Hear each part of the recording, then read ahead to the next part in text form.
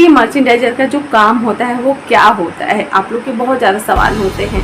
ठीक है, हर बार होता है, मैंने इसके पहले इस टॉपिक पे वीडियो डाल चुकी हूँ, बट दोबारा से डाल रही हूँ और बहुत डिटेल में डाल रही हूँ। अगर आप लोग को वीडियो थोड़ा सा लंबा लगे तो पैनिक नहीं करना, वीडियो को पूरा देखना, क्योंकि बहुत ही ज़्यादा ये इन्फॉर्मेटिव वीडियो है अगर आप इस इंडस्ट्री में जॉब करना चाहते हैं तो।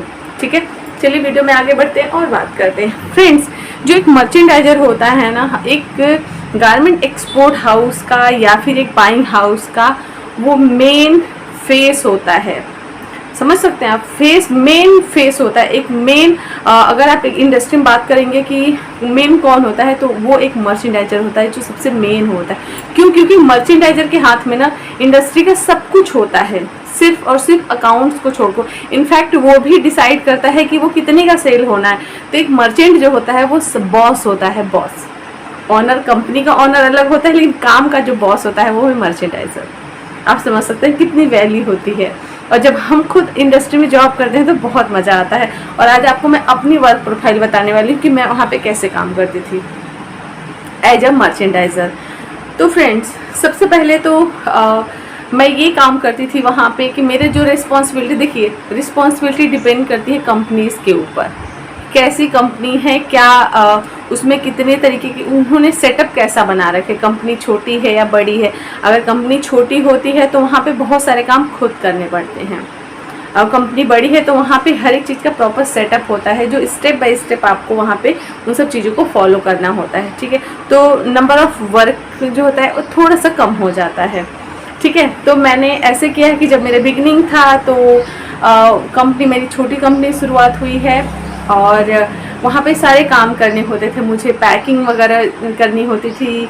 मतलब शिपमेंट की जब ऑर्डर शुरुआत हो रहा है तो मुझे डेवलपमेंट भी, सैम्पलिंग भी करानी होती थी, उनकी कॉस्टिंग भी करानी होती थी, उनको पूरा बनवाना होता था, उनकी सेलिंग, पैकिंग, शिपिंग, सब कुछ A to Z एवरीथिंग। इसलिए मुझे काम का थोड़ा सा, जब शुरू में इतना आप काम कर लेते हो ना तो आपका कॉन्फिडेंस जो होता है काफ़ी हाई हो जाता है। तो मेरा ऐसा ही था, मेरी भी कॉन्फिडेंस काफ़ी हाई हो गया था। देन मैंने फिर दूसरी कंपनी ज्वाइन किया, फिर वहाँ पे वो कंपनी थोड़ी सी बड़ी थी, तो वहाँ पे चीज़ें एक सेटअप होता है प्रॉपर कि कॉस्टिंग कोई और करता है, डेवलपमेंट कोई और करता है, मर्चेंडाइजर जो होता है बेसिक वो चीज़ों को फॉलो अप लेता है, बनवाता है, बायर से उनके कांटेक्ट होते हैं फ़ोन पे, मेल पे, इस तरीके से।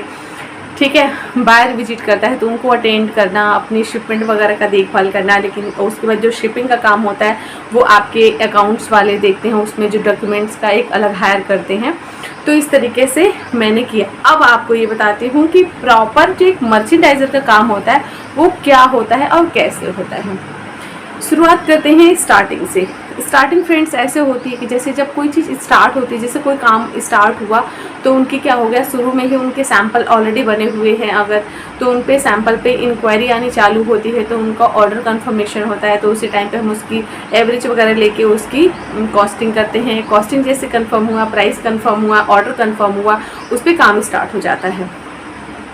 ठीक है, ऑर्डर कंफर्म हो गया, कितने पीस का है, कितनी उसकी प्राइसिंग है, क्या उसकी डिलीवरी डेट है, ये सारा चीज़ें हमने बात अपने ऑनर से और बायर से बात करके हमने सारी चीज़ें कंफर्म कर दी। एक मर्चेंडाइजर कंफर्म करता है।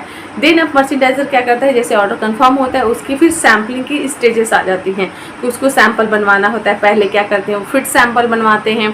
फिट सैंपल में एक अपने पास काउंटर सैंपल रखते हैं जिससे वो आगे फॉलो अप करते जाएं। हर बार मर्चेंट का एक काम होता है कि जितने नंबर ऑफ सैंपल बनते हैं, मतलब जितने स्टेजेस होते हैं, चाहे फिट हो, पीपी हो, टीओपी हो, प्रोडक्शन सैंपल हो, हर एक का आपको काउंटर रखना है, क्योंकि आप जो बायर को भेजते हो ना वो सेम सैंपल आपके पास होना चाहिए।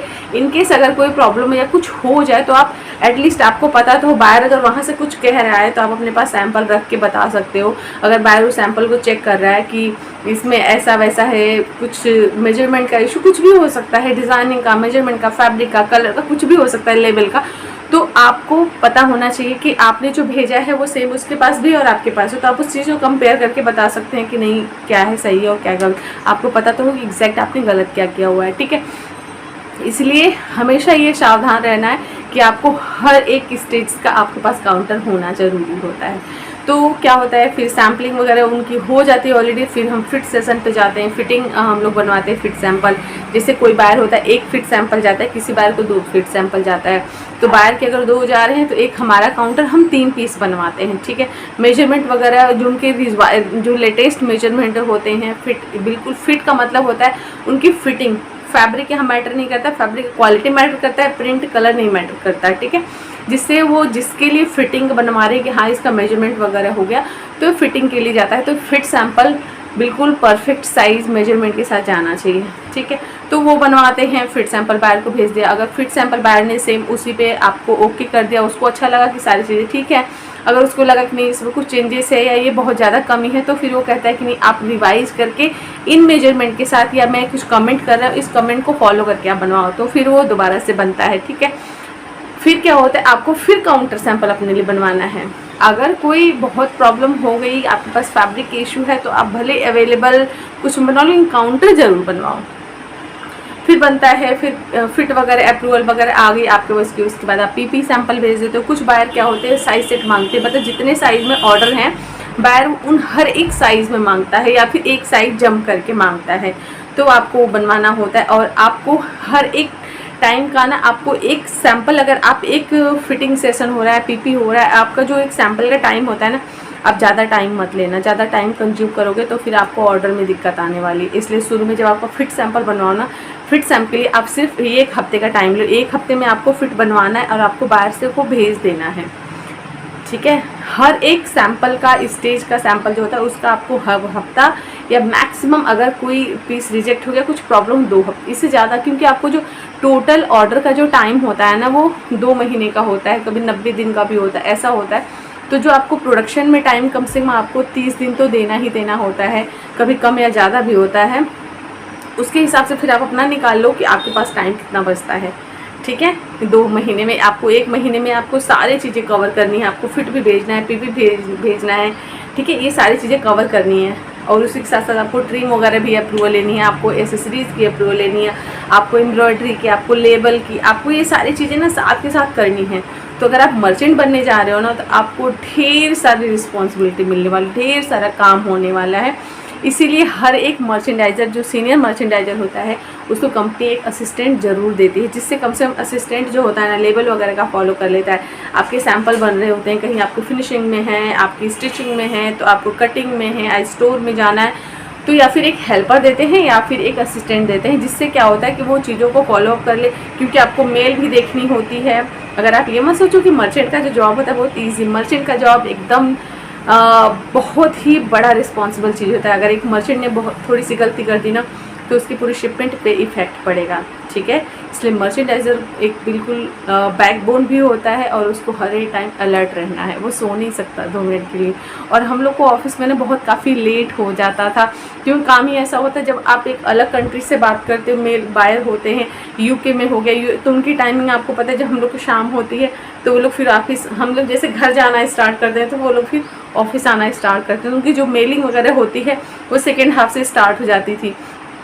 तो इसीलिए एक मर्चेंडाइज़र की जॉब काफ़ी रिस्पॉन्सिबिलिटी वाली होती है और इसको करना पड़ता है। लेकिन अगर आप अपने काम को एंजॉय करते हो ना, तो आपको बहुत मज़ा आने वाला है, कोई बोर नहीं होने वाले हो, आपके पास टाइम तो बिल्कुल नहीं रहने वाला।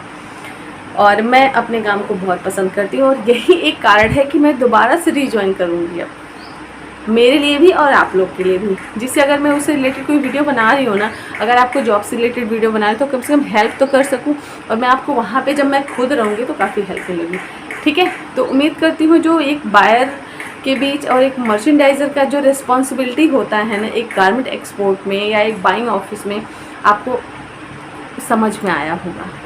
और मैं ये कहूँगी कि आप ज़रूर मर्चेंडाइजिंग की, अगर आप फैशन डिज़ाइनिंग कर रहे हैं ना, तो इधर उधर जाने की ज़रूरत नहीं है, आप मर्चेंडाइजिंग ज़रूर करना।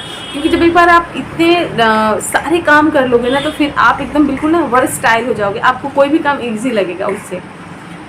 तो चलिए इस वीडियो को इसी में एंड करते हैं, और मिलते हैं आपसे अगले वीडियो में। और अगला वीडियो जो है वो बहुत इंटरेस्टिंग वीडियो आने वाला है। 500 रुपये में आप अपने आप को खुद स्टाइलिश कैसे रख सकते हो, पॉसिबल है। वेट करना पड़ेगा आपको अगले वीडियो का, उसी में बताऊँगी।